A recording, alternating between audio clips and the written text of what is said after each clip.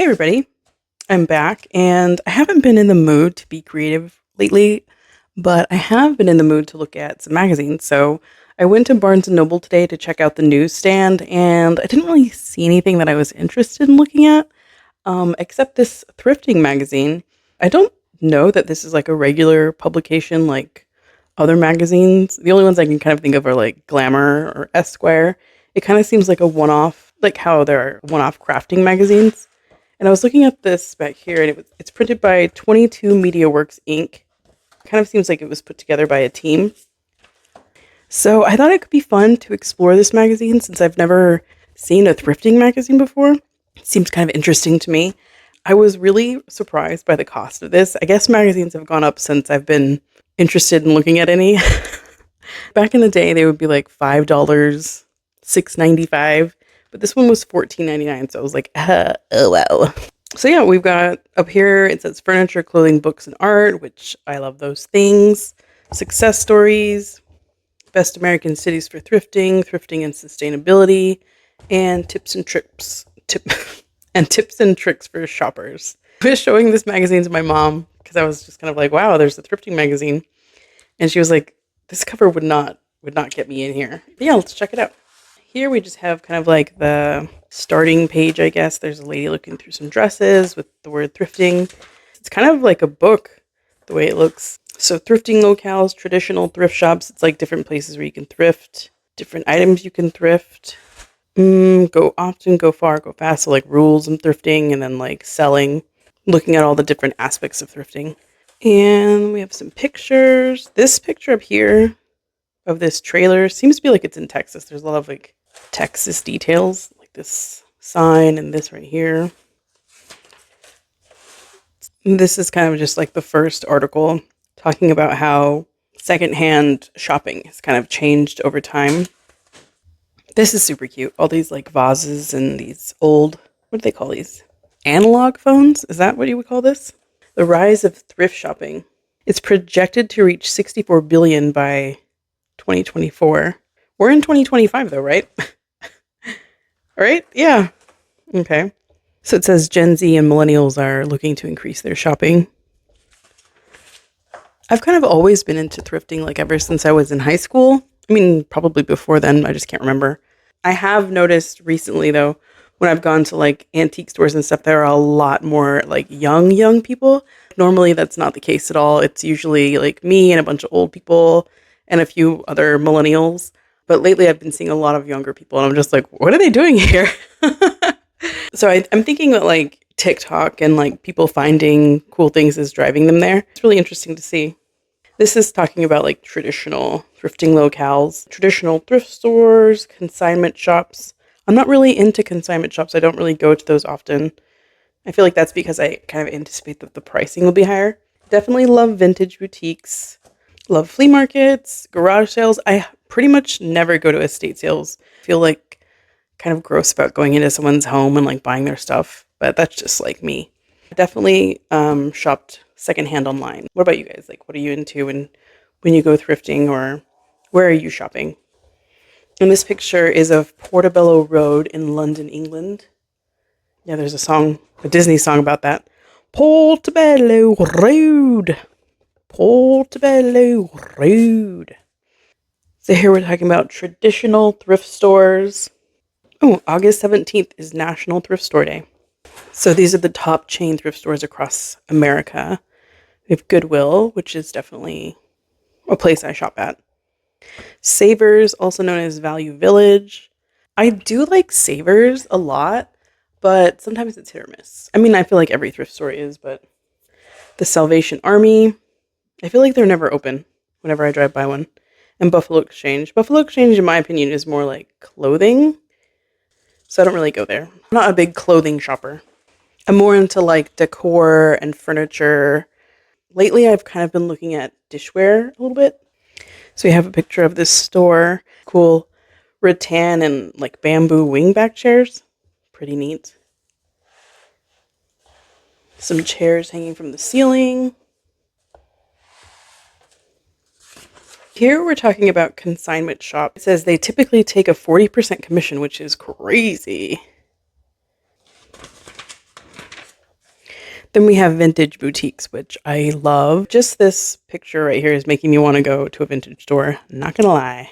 We have like a little lamp that looks like it has a copper lampshade, a globe, a radio, a wooden milk bottle, a jug, just a lot of random stuff.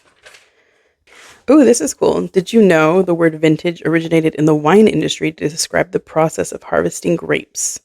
That is kind of making me think about I have spent absolutely no time in the wine industry. I don't know anything about it, but I have watched I Love Lucy and A Walk in the Clouds where, when it's time to harvest the grapes, they like stomp on them. And I've always been so disgusted by that because they're like out there working with their feet getting all dirty and sweaty.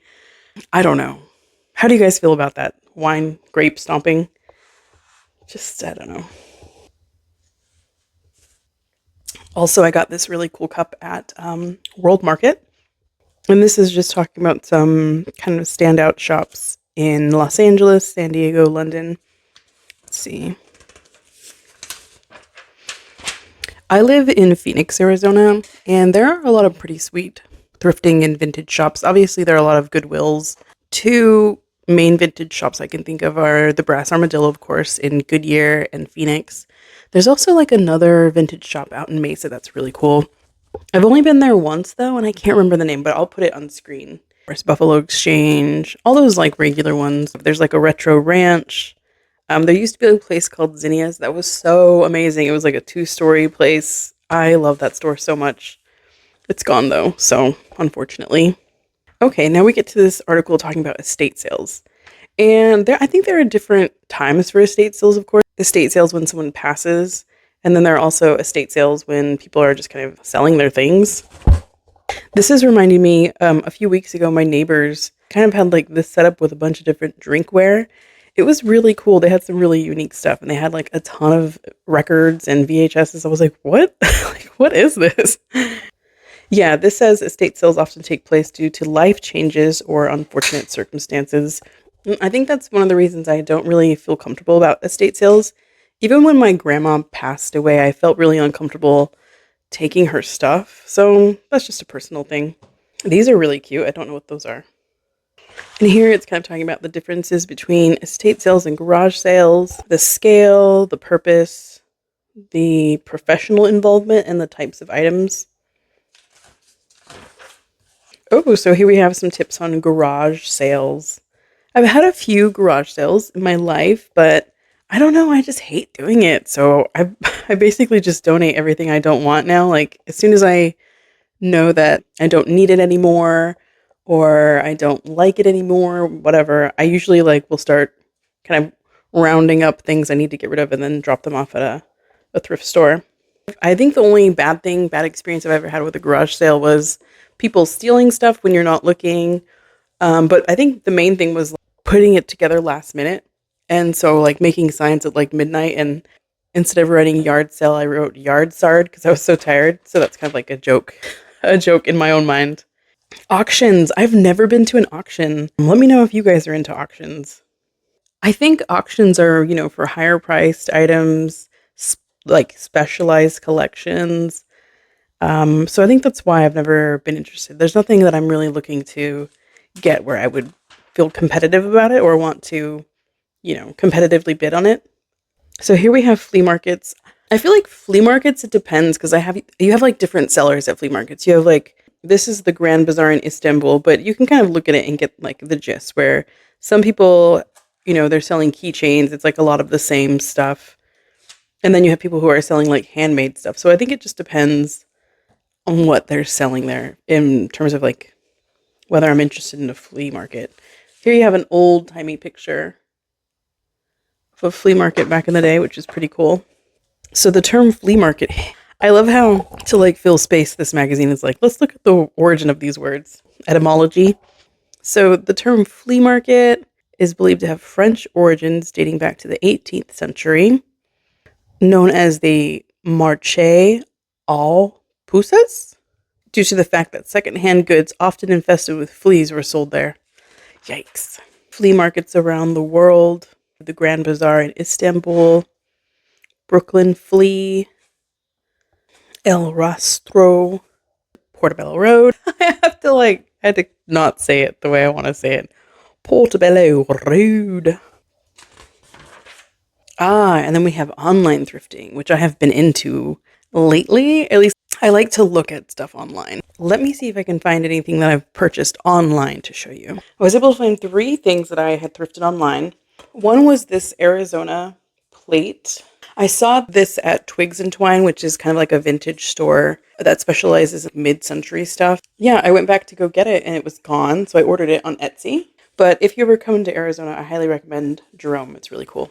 The next thing is this World Market cookie jar. And I ordered this because I had the bigger one with the orange on top. And I was like, I really want the other one. But by this time, they were already gone from World Market. So I was able to find this on Mercari, which was really cool. And the last thing is this little terracotta half-glazed house wax warmer. So you could put a little tea light in there and it warms up the wax. The wax I use is this Serene Space Luxury Wax Melts made in England. And I love this smell so much. It's citrus limon, citrus bergamia, I don't know, all these different things. Yeah, I love it. It smells so good. I was originally introduced to this on, it's called like Higgy Box. I think that's how you say that word. And yeah, they're these little boxes that sell like 5 cute little things a month. It's pretty expensive. I don't do it anymore, but I'd like to.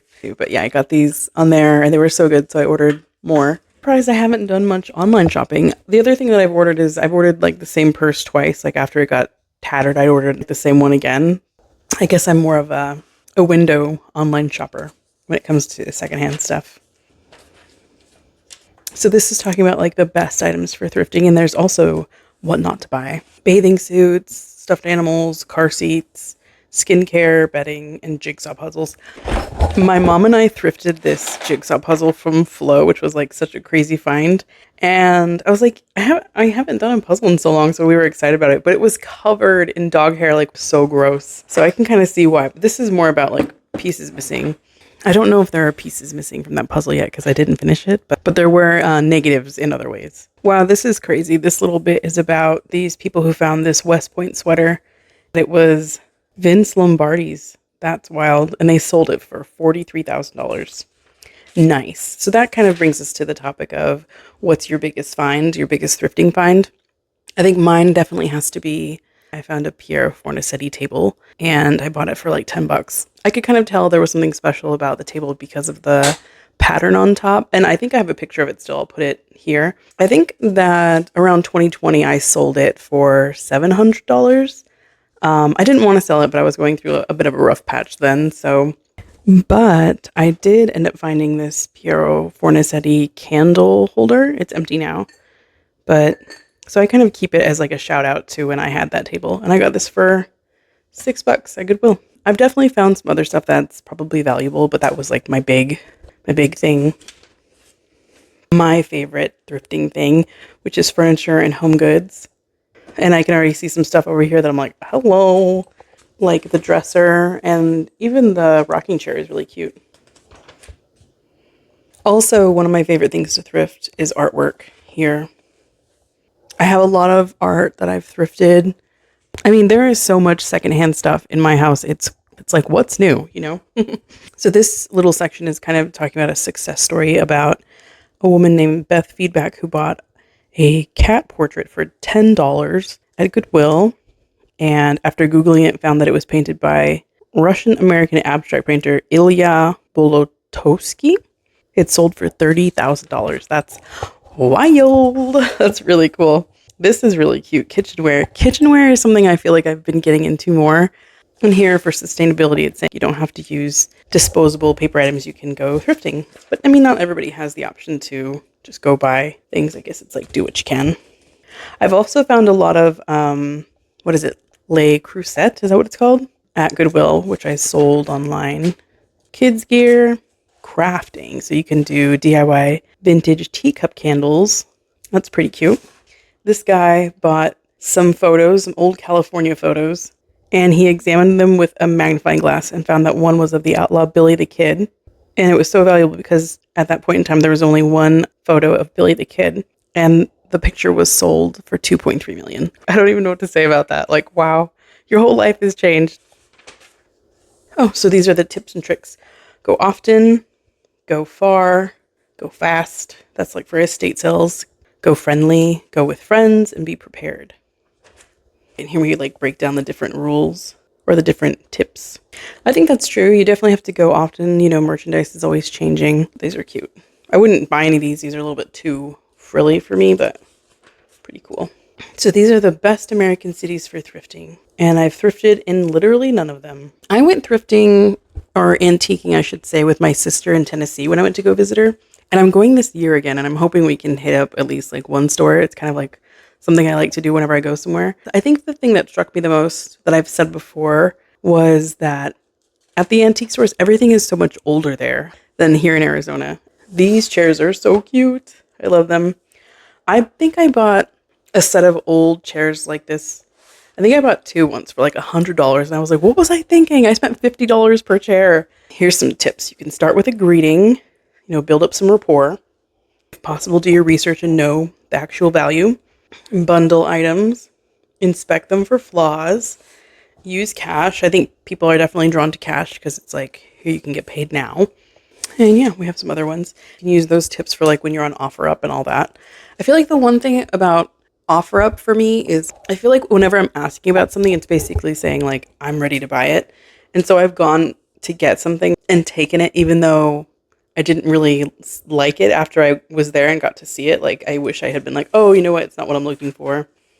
And this is just some different online markets. You have eBay. I've used eBay to buy and to sell. I sold a bunch of old 1990s 17 magazines, which sold pretty well. I was surprised. I bought them there, or I bought them on Mercari, got them, and I was like, what am I doing with these? And I kept like two and sold the rest. Etsy, I have an Etsy shop, which I'll talk about eventually, where I sell books that I make. The thing about Etsy is that it gets so expensive, like with listing fees, advertising. Sometimes I owe Etsy money as opposed to making money. There's Poshmark. I haven't sold on Poshmark, and I don't really shop on Poshmark because in my mind it's more so for clothing. Depop, never used Depop. And then there's ThredUp, and I think I've used ThredUp like once. I think the only thing missing here would be like Mercari should be listed here. So if you're selling, it says you should add a handwritten note, and that's definitely something I do on my Etsy shop. I always do like a little note saying like thank you and that kind of thing. And this is like if you're interested in selling, if you're looking to get into the market, if making money is your top priority. And part of me has always been interested in becoming like, not a flipper, like I don't want to buy wood and restore it kind of thing. I feel like I find so many cool things, and it would be cool to have like my own little alcove, but I've always thought it would be so cool to have one that's like with full of stuff that's my style, because I feel like people would love it. Oh god. Oh wow, this chair is so cool. Has like these details on the back. What else is cool? I love the clock. This gramophone, I think. Ooh, we have another success story in Nashville. Michael Sparks found a yellow rolled up document while browsing the Music City thrift shop, marked at 248. It turned out to be an official copy of the Declaration of Independence, and it was valued at $250,000. That's crazy. Okay, I love this. Love orange. I think this is an area where I'm just like, ugh. So I'm not interested in electronics or cars or jewelry. Where thrifting goes wrong. That's interesting. The sizing can be different. Stores can have no return policies. So here it's saying in 1958, a size 8, which was the smallest size, was smaller than a 00 today. And famously, Marilyn Monroe wore a size 12, which today would be about a size 6. That's really interesting because I feel like that's kind of purported a lot that she was a size 12. So it makes you think like, oh, I'm a size 12. I'm as big as Marilyn Monroe. And I feel like this is so applicable. Thrift store gentrification, which is obviously something that's seen a lot now. And I think with that, you see like big price tags at, Goodwill. It's one of the deterrents for going to Goodwill or to any thrift store. It's like, I can just go get it new, unless it's something that's vintage. And one of those things is that it's hard for low income families to basically have access to clothing and items that they need, which is unfortunate. Oh, and here we have a little profile on Goodwill.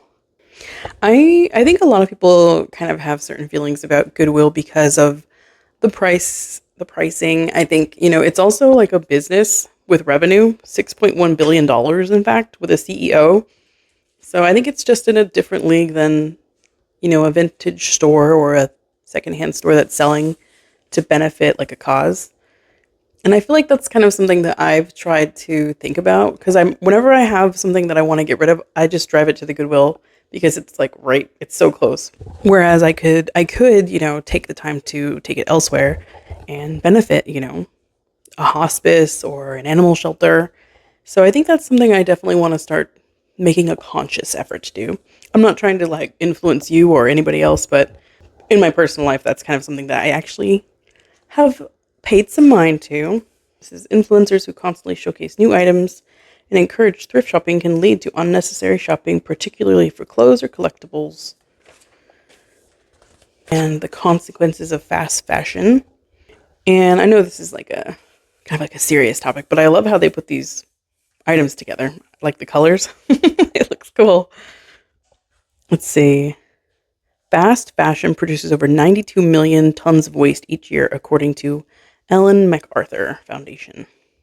92 million tons. And I don't know if you know, but a ton is actually 2,000 pounds. I used to think it was 1,000 pounds. So yeah, that's quite a bit.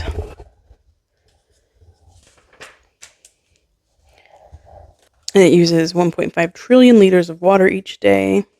It's kind of showing a factory. This is art that was made with recycled items. It's that famous wave painting.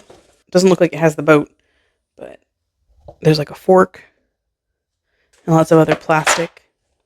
It releases 5.6 million metric tons of microplastic particles into the world's oceans annually. It's getting kind of deep in here. I feel like I haven't really thought much about microplastics in my life until only recently. And it's basically like there's so much microplastic in your body. It's terrifying. I don't even know what that means, How can you function when you start becoming made of so much plastic? I don't know. I'm too ignorant on the subject. Win, win, win. Why sustainability is a win. So yeah, that's the last topic is sustainability. And then we come to this final page. It's like the credits page where, like, as I said, this is a magazine like printed by a little team, 22 Media Works and A360 Media. So yeah, that is my little thrifting flip through. Please feel free to share with me if you've ever found like some really cool scores. And yeah, what are your favorite things to look for? But whatever you are interested in sharing, I'm curious to hear about. So thank you so much for flipping through this with me, and I will see you next time. Bye.